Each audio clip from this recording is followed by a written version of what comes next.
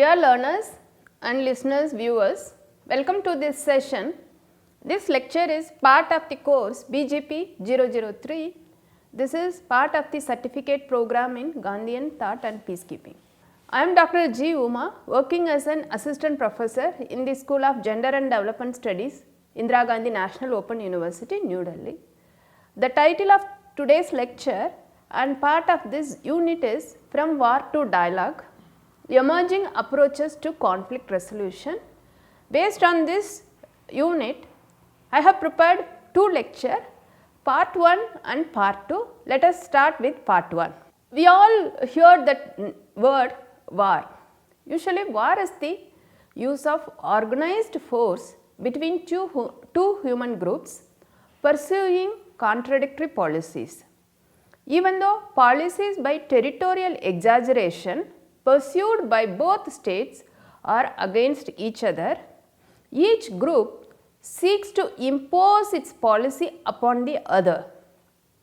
Medieval scholars developed the idea of quote, just war, unquote, a war fought in self-defense or to produce justice that did not aim at destroying an opponent, but to re-establish the conditions for peace and amity. However, in modern times, as we all reading, theories tended to follow the idea of Thomas Hobbes in seeing war as the natural condition of man. Even Immanuel Kant postulated that man in nature existed in a state of war. Not all theorists accepted the idea that man is naturally warlike. Like Thomas Paine, quote, war was the product of the monarchical system which violated the natural equality of men by violence in the interest of the few and taught many to fear and envy the warlike, unquote. He proclaimed, when democracy became universal, a war would disappear. In addition, some nationalists visualized war as a means to unity and progress and followed the German historian Heinrich von Treitschke, who sees war as the health of the state. This was quoted by McWilliams in the year 1966. Most of the decisions which shaped the fate of the world were taken in early 20th century. The First World War was to have a profound impact on the future of the world, as we all must have read in the history and our political science classes. In the aftermath of the First World War, relations between states were disturbed by problems arising from the peace settlement Treaty of Versailles, which had come in June 1919. It was one of the most controversial settlements ever signed and was even criticized by the Allied countries on the grounds that it was too hard on the Germans. During this phase, the League of Nations on the one hand was struggling to sort out things. After the First World War, the future of Europe and the world was defined by the Treaty of Versailles. The victorious Allies forced serious penalties on Germany, who was in no position to object. The Germans' right-wing nationalists were resentful at the provisions of the treaty. The slow movement towards war, however, characterized the interstate period for many years. But the most major aspect of the Second World War was the formation of certain groups and axes. The end of Second World War also generated uncertainty and mistrust. We all know that the destruction caused by the First World War and Second World War and its impact on each and every countries in the world. So, after the end of Second World War, there was uncertainty and mistrust. The big three leaders after the Second World War, namely Winston Churchill, Franklin Roosevelt and Joseph Stalin, met the Yalta Conference in 1945 to design a new world order. The United Nations organizations emerged in the year 1945 after the end of the Second World War as a successor to the League of Nations, because after the First World War, the world leaders, they formed the League of Nations. In fact, the League of Nations is not able to settle the issues between the nations. One way, the League of Nations is the first international organization emerged after the First World War, but it could not materialize and it was not able to fulfill the objectives of the League of Nations. So, after the end of the Second World War, the United Nations organization emerged in 1945 as a successor to the League of Nations. Its main aim was to try to maintain world peace, and on the whole, it has been more doing well than its unfortunate predecessors. I have mentioned, this was mentioned by Lowe in 1977. Since then, both the policy makers and scholars have been emphasizing on the need to maintenance of peace, and if there are situations of conflict, their solutions through peaceful methods. Dialogue is one of the key components. As you all know, whenever there is a conflict, there is an resentment, there is an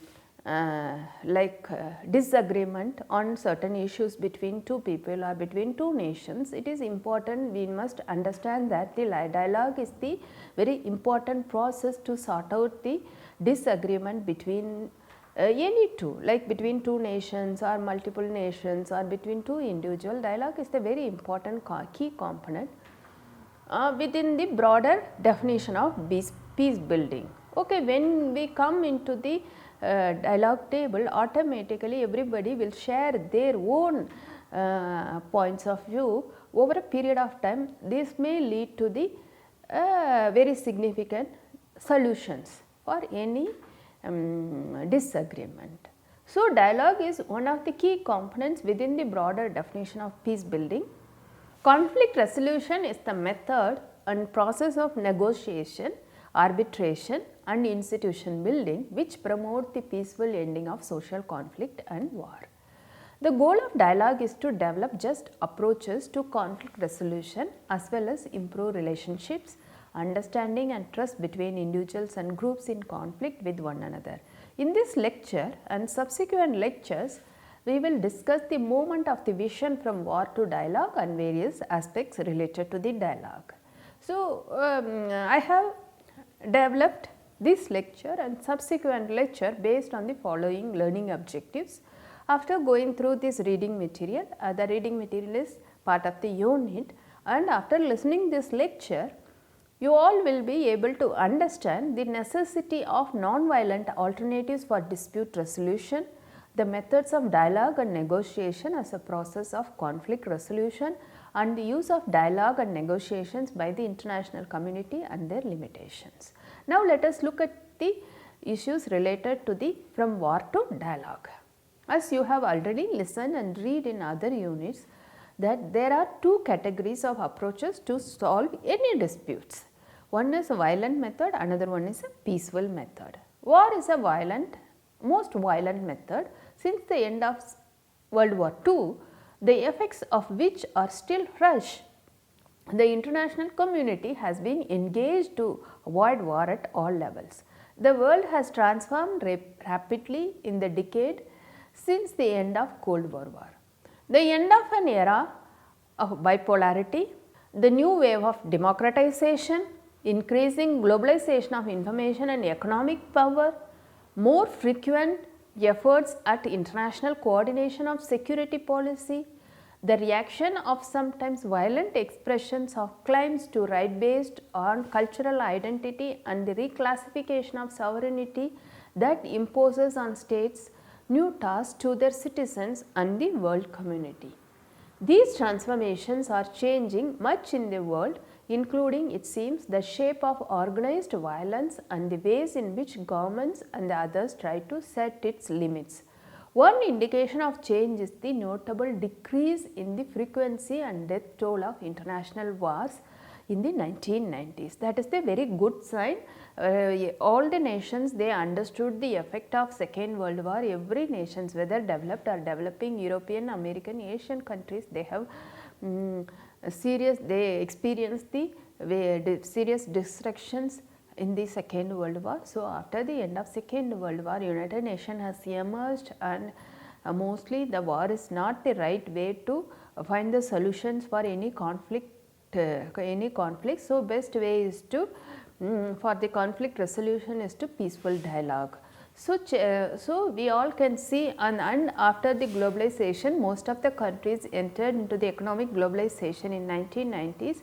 In 1980s itself, most of the South American countries, some Asian countries, they have entered into the economic globalization. In not only the economic globalization, there was a democratization throughout the world. Many countries, they entered into the democratization process. All this democratization, economic globalization is a very notable change throughout the world.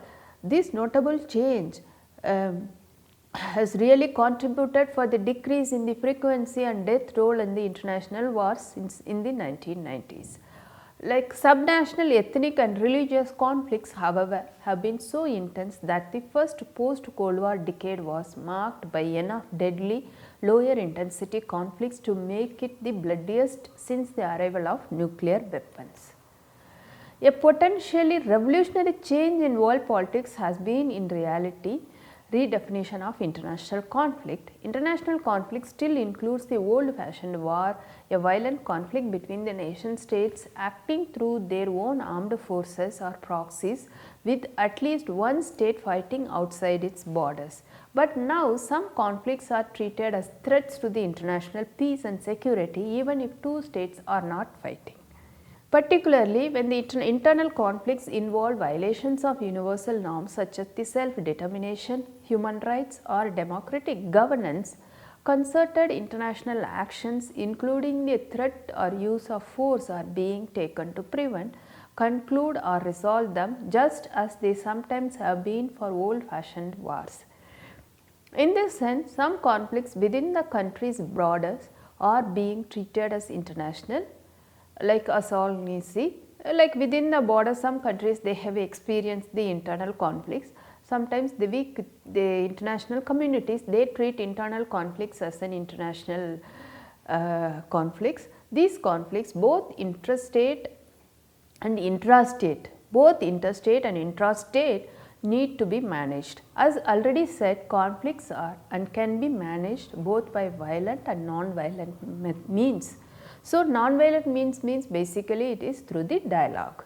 So far we have read about the conflict, how the world community experienced the destructions after the First and Second World War, and there are two ways to address the conflict. One is the war, another one is the dialogue. So, these things we have seen so far. Now, let us look at the traditional and emerging strategies for conflict resolution. The major practice of international conflict management during the Cold War period, the practices of traditional diplomacy reflected the state dominant in world politics for centuries.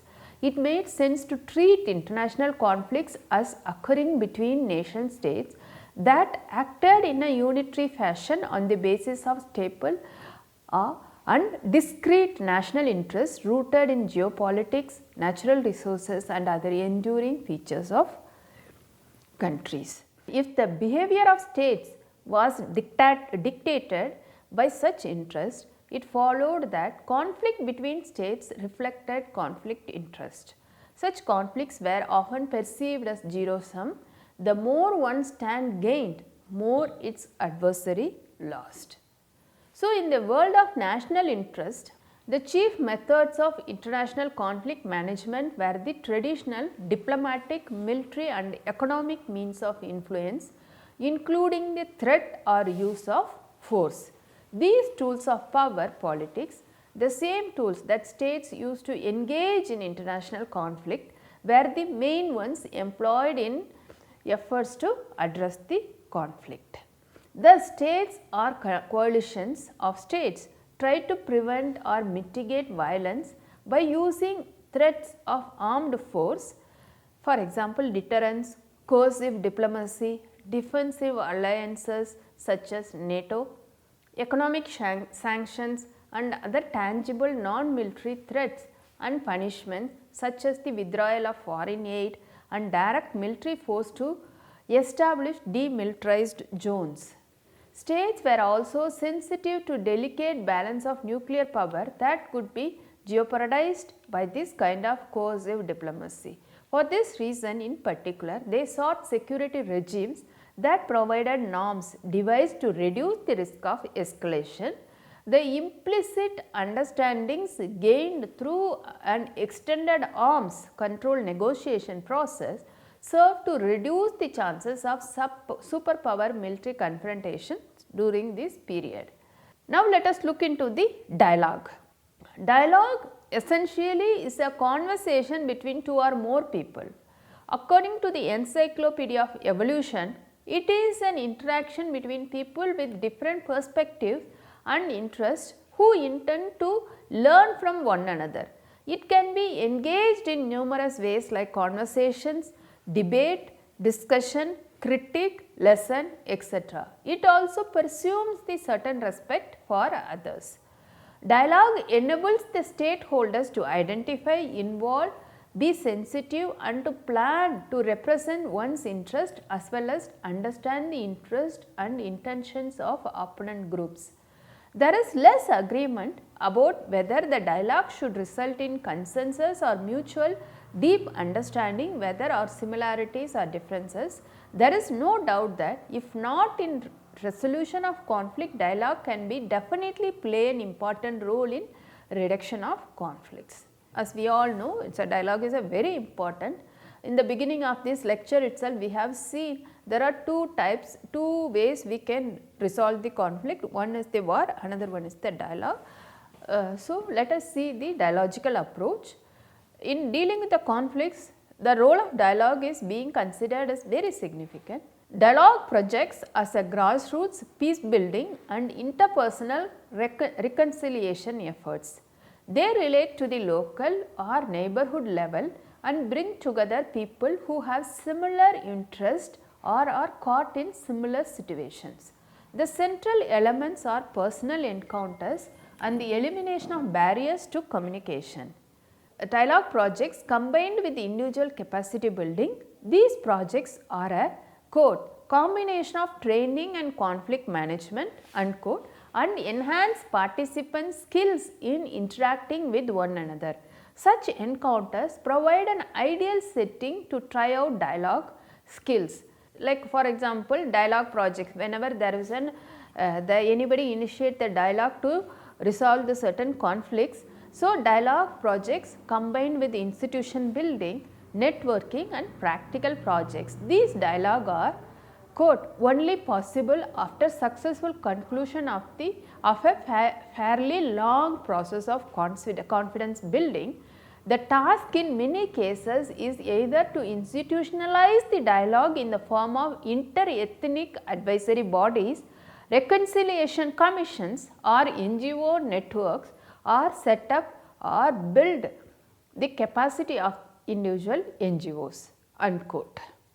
Dialogue projects can contribute the most by promoting a culture based on dialogue, which can be used by individuals, groups or organizations to deal with conflicts constructively. Dialogue can take many forms like now we have seen the dialogue. Now, let us see the another important process in the conflict resolution, that is the negotiations. Negotiation in the world of national interests intends balancing or trading the challenging interest of states against one another or finding common interest that could be the basis for agreement even in the face of other conflicting interest. A search for common interest was characteristic of Cold War era negotiations aimed at preventing military confrontations between the United States and Soviet Union. Such negotiations could proceed because it was possible to identify shared interests that cut across or partially override the conflicting ones. The traditional diplomatic strategies of influence were refined and elaborately elaborated greatly during the Cold War period. They continue to be relevant in the post-Cold War world, although their application is sometimes a bit different now. In deploying and intimidating the force to address and possibly resolve conflicts, there has been increased emphasis during the post-Cold War period on multilateral actions. Example, NATO intervention in Kosovo, the alliance that reversed the Iraqi invasion of Kuwait. So, states have increasingly looked to regional international organizations to advance conflict resolution goals, especially where unilateral state action might create new kinds of conflict and where influential nations within regions see merit in strengthening their regions' institutions. Thus, for example, the Conference of Security and Cooperation in Europe began in the 1970s, matured in the 1990s into a formal organization, the Organization for Security and Cooperation in Europe, that has intervened in various ways in conflicts a broad region, although not by force. Military organizations are now increasingly being used in new ways and for new conflict resolution process. Armed forces are frequently used in direct interventions, even in Europe where regional organizations are particularly strong. Peacekeeping missions still sometimes physically separate adversaries to prevent further violence, but they also provide humanitarian relief, resettle refugees and build infrastructure. So far we have seen negotiations, we have seen dialogical approach, and we have seen how these conflict resolutions, what are the traditional and emerging strategies for conflict resolutions, and how the world after the First and Second World War, how the world order has emerged from war to dialogue, because every countries in the world, they have faced lots of destructions after the First and Second World War. After 1990s, there was an economic liberalization, and there was most of the countries, they are entering into the democratic ways of bringing the government. So, all these process really brought lots of peace in the world. Still there is a good development as far as international conflict resolutions are concerned, but with regard to subnational conflicts, still there was according to the one study, after 1991 the subnational conflicts were highest in many countries. So, so far we have learnt about the conflict resolution and negotiation and dialogical approach. For this we will continue this unit in our next lecture also. We have prepared this unit and this lecture based on these references. One is the Carriage Commission on Preventing Deadly Conflict, published in the year 1997, Preventing Deadly Conflict Final Report, Carnegie Commission, and published from Washington DC. Next one is the David Hardiman in 2003, Gandhi in His Time and Others, The Global Legacy of Ideas, London, Hearst and Company, George A. Lanier and Wilson C. McWilliams in the 1966, titled as Crisis and Continuity in World Politics, New York, Random House. So, Hu Mial, Oliver Ramsbotham and Tom Woodhouse in the year 1990 published Contemporary Conflict Transformations, published by the International Alert from London. Next one is the J. G. Merrills in the year 2005, International Dispute Settlement, published by the Cornell University Press from New York. Nopat Roberts from the year 2004, From Resolution to Transformation, the Role of Dialogue Projects, Berg of Handbook for Conflict Transformation, it is published from Berlin. And we have referred from Thomas Webber, Conflict Resolution and Gandhian Ethics, New Delhi by Gandhi Peace Foundations. We have taken references from all these books. So, we will continue in this next lecture from the same unit. Thank you for the learners, viewers and listeners for listening this lecture. Let us listen next lecture also. Thank you.